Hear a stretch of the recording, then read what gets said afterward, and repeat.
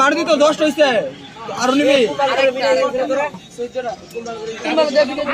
লাগতো না মানুষ খাইতো না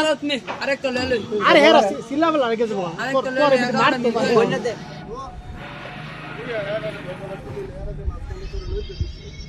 হ্যাঁ একটু বর্তলে আমার বড় ব্যাপারে কই দিছি ইয়া মা আমি 150 টাকা দিছি ঠিক আছে 150 টাকা দিছি আল্লাহ